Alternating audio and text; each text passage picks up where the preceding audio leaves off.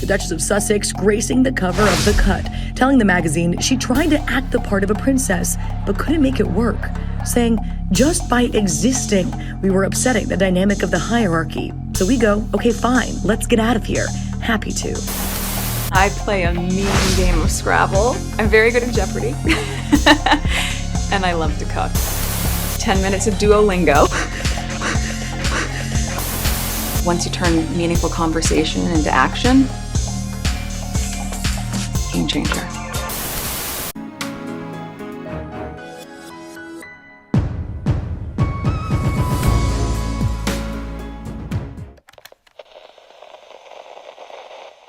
Hey everyone, and welcome back to Exposing SMG. This is part 2 of the Meghan Markle variety cover story saga. In my last video, we talked about how she threw the writer of The Cut interview under the bus in her variety interview, and today we're going to talk about the rest of the interview, including Meghan's new rebrand. First of all, let's talk about this cover. It's an up-close portrait of Meghan staring out at the horizon with the headline, "The Meghan Moment," written right next to her. If there's one thing Meghan has worked for, it's for this, Meghan Moment. It's funny because when she first started doing cover stories since leaving the royal family, it was usually with Harry. He was also supposed to be part of the podcast, but now she's kicked him to the curb as he rambles on about lies that he never heard about mental health while growing up. It's like Meghan is trying to rebrand as her own person, and I don't mean that in a good way. If anything, it makes me feel like if the divorce rumors are true, she's priming her own legacy while throwing Harry to the side. What do you guys think about that? In my opinion, I don't like the cover. I find Meghan to be quite pretty, but this is not a flattering cover and her smile is very creepy. It reminds me of the Purge posters. Second of all, it seems like she is trying to rebrand her image. If you recall her cover for The Cut, it was more assertive, and it's giving very much, "I don't care what you think." It seemed like she was aiming toward a more powerful approach. Comparing the covers alone says a lot because they're almost identical, except one is showing a more happy side, while the other is more dark. It's like showcasing the hero and the villain. She looks manipulative and snake-like in this cover, whilst more of an angel about to pat an orphan's head in this cover. The photo shoot for The Cut was very poised, high class. It was like she was trying to channel royal looks in a more modern way. Here we have her in a white suit, which gives a vibe that she's in charge, she's in power. Here she is in a sexy black dress that reminds me a lot of the late Princess Diana's revenge dress.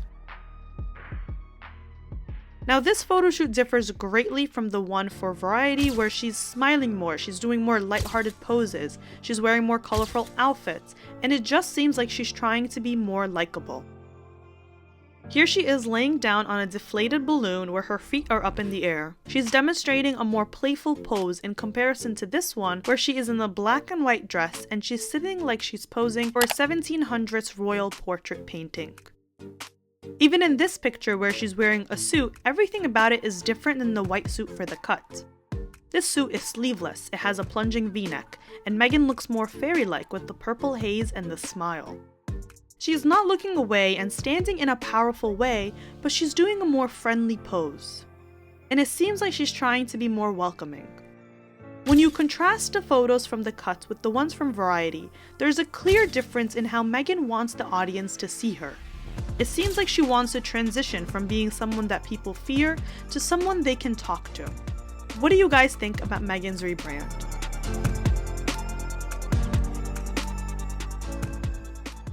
Now moving on to the actual interview, Meghan was asked if she'd ever consider acting again, to which she responded, "No, I'm done. I guess never say never, but my intention is to absolutely not." But not in Hollywood. If you recall, Meghan and Harry signed a multi-year deal with Netflix in 2020, and Meghan discussed a docuseries which will be directed by Liz Garbus that will center on the couple's life. But even then, Meghan's guard is up, which is funny considering the headline of the article is, "Meghan lets her guard down." When talking about the docuseries, she makes sure to mention that she's uneasy because the way she will be portrayed is in the hands of someone else. It's nice to be able to trust someone with our story, a seasoned director whose work I've long admired, even if it means it may not be the way we would have told it. But that's not why we're telling it. We're trusting our story to someone else, and that means it will go through their lens, she said. It's interesting. My husband has never worked in this industry before. For me, having worked on Suits, it's so amazing to be around so much creative energy and to see how people work together and share their own points of view. That has been really fun. So there are a few things I want to note here. First, she talks about trusting someone else with that story and how it will be through their lens. I feel like Meghan has to understand that at the end of the day, people view you how you portray yourself.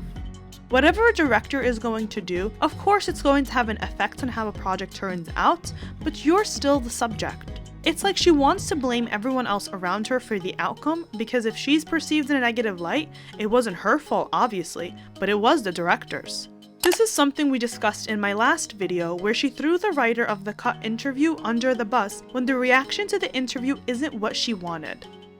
Also, it's funny how she has to plug in that Harry doesn't know what it's like to work in this industry, but she does. One theme that we can see throughout the interview is Meghan's fear of how she's perceived and the need to control that perception. She was asked, is it odd as an actor to know that other actors will probably play you in the future? To which she said, I haven't given that much thought, to be honest. It's all weird. You have to compartmentalize.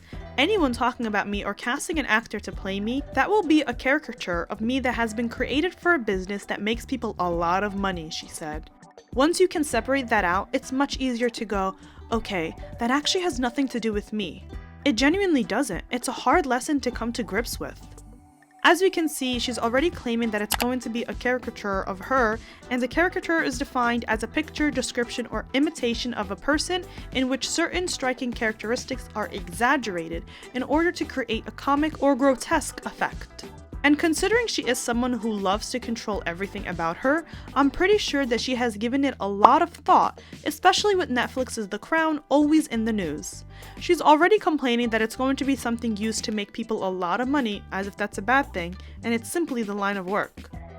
And we can already find her insecurity in this because she's saying that once she's separated from that, she tells herself it has nothing to do with her. My oh my, she fears the criticism. Meghan added, I hope that in preparing for that role, she finds the softness and the playfulness and the laughter, the silliness. I just hope she finds the dimensions. Also, she can call me. Meghan, sweetie, it's really hard to find something that isn't there. But going back to the rebrand, it's like she gives herself away. She wants to be seen as playful, full of laughter, and silly. These are qualities that we did not see in the Cut interview or photo shoot. In an effort to sound very relatable, she talks about how she often finds herself singing the tunes of the shows that Archie watches. I've become that mom where I'm like sitting around with friends and I start singing like, Tyrannosaurus, that's the chorus, Tyrannosaurus. I was like, what am I singing? Oh my gosh, I'm singing Storybook. And the comment section under Variety's video is really funny and people point out some interesting things. One person writes, she has to keep telling us who she is. If you are the real deal and confident in yourself, you do not need to constantly tell people who you are. You just naturally show it. She strikes me as insecure and kind of a fraud. She acts like we will be so surprised that she's normal. She clearly thinks very highly of herself and expects us to do the same. She should highlight people who need help, like Diana did. Diana did not like talking about herself. She focused on society's needy people. Look it up. The master chef of word salads. Asked about Archie and she turns the question around to talk about herself. I'm confused. Is this a joke sketch? As this seems like a comedy sketch. Why is everything she does just talking about how quirky and real she is? This is so contrived, it's hilarious at this point. No one cares to have US royalty, by the way. It's really hard to really know and judge a person when their image is really only a projection of a carefully curated PR team. Except for every new PR team she hires sends us a new version of Meghan.